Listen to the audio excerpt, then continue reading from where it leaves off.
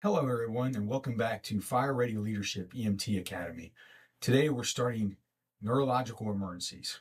This is one of the most important chapters you'll learn in EMT school because neurologic emergencies are extremely common in EMS and heavily tested on the National Registry.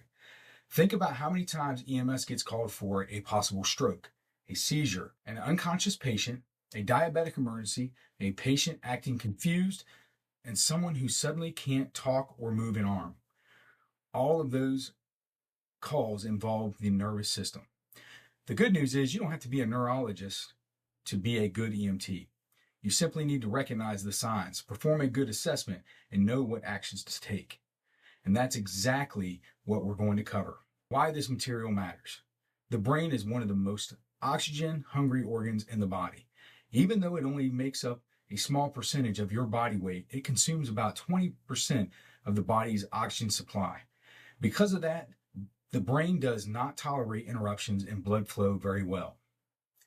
When the brain loses oxygen, glucose, or blood flow, cells begin to die. And unlike skin cells or muscle cells, brain cells generally don't regenerate. That's why neurologic emergencies are so time sensitive. You've probably heard the phrase, time is money. In EMS, we're talking about neurologic emergencies. We say time is brain. Every minute that passes during a stroke means more brain cells are dying. Every minute that a patient remains severely hypoxic means the brain injury can occur. Every minute a seizure continues increases the risk of complications. The clock starts the moment symptoms begin, not when EMS arrives. What is a neurologic emergency? So what exactly is a neurologic emergency? A neurologic emergency is any condition that affects the brain, spinal cord, or nervous system and requires immediate medical attention.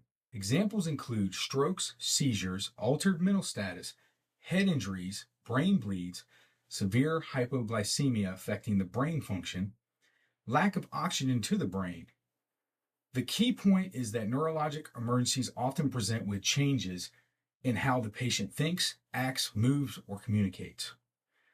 In many cases, family members will tell you something just isn't right. That statement alone should immediately get your attention. Let's talk about the EMT's role. One of the biggest mistakes EMT students make is thinking they need to diagnose the exact neurologic problem. You don't.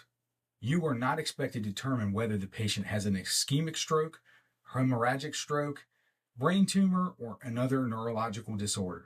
Your job is to recognize that a neurologic emergency may exist, then perform a rapid assessment, protect the airway, support breathing, check circulation, identify threats, and get the patient to definitive care.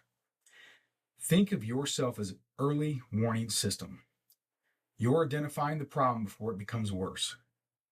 Common presentations. Let's talk about some of the ways neurologic emergencies present. A patient may have slurred speech, facial droop, weakness on one side, difficulty walking, sudden confusion, loss of consciousness, seizure activity, or vision changes. A severe headache is also one of the common signs. Notice that not all neurologic emergencies look dramatic. Sometimes the patient isn't unconscious. Sometimes they're simply confused. Sometimes they're just acting differently than normal. That's why obtaining a good history from the family members is so important. Often they'll tell you, this isn't how they normally act, and that's a major clue. The big four you need to know. For the National Registry, there are 4 major neurologic topics that you absolutely must know. Number 1, stroke. Number 2, seizures. Number 3, altered mental status. And number 4, syncope. Let's briefly define each. A stroke occurs when part of the brain loses blood flow. A seizure occurs when abnormal electrical activity disrupts normal brain function. Altered mental status means the patient's level of consciousness or awareness has changed. Syncope is a temporary loss of consciousness caused by decreased blood flow to the brain. These 4 topics make up the majority of neurologic questions you'll encounter as an EMT student. Assessment priorities. When approaching any neurologic patient, start with the basics: airway, breathing, circulation. Never skip the ABCs. A patient who can't protect their airway is a much bigger problem than figure out why they're confused. After ABCs, begin your neurologic assessment. Ask, can they speak clearly? Can they move all extremities? Do they know who they are? Do they know where they are? Do they know what day it is?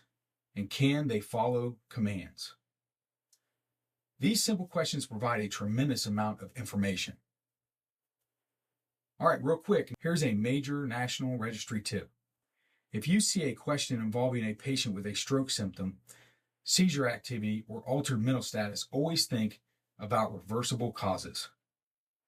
One of the biggest stroke mimics is hypoglycemia. Low blood sugar can cause slurred speech, weakness, confusion, altered mental status, and sometimes it can look exactly like a stroke. That's why checking blood glucose is such an important assessment. So we're going to wrap up now.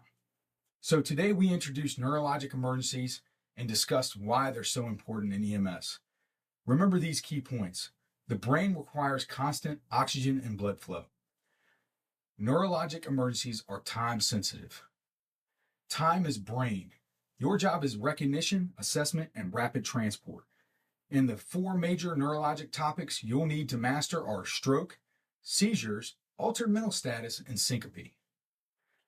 In the next video, we'll simplify brain anatomy and focus only on the parts you actually need to know for National Registry exam. Before you go, answer these 3 questions. What phrase is commonly used to describe the urgency of stroke care? Answer, time is brain. What are the 4 major neurologic topics EMT students should master? Answer, stroke, seizures, altered mental status, and syncope. Question 3. What is the most common reversible cause of an altered mental status that can mimic a stroke? Hypoglycemia. If you got all 3 correct, you're off to a great start. I'll see you in the next lesson.